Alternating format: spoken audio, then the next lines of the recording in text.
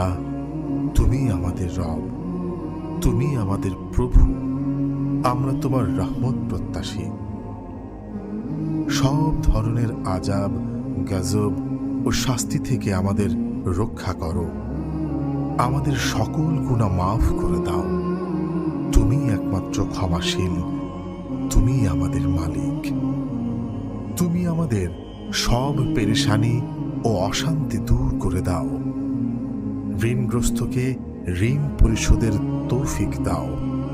অসুস্থদের সুস্থতা দান করো।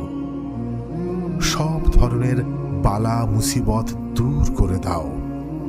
আমাদের প্রত্যেকের বৈধ সব বাসনা ও প্রয়োজন পূরণের ব্যবস্থা করো।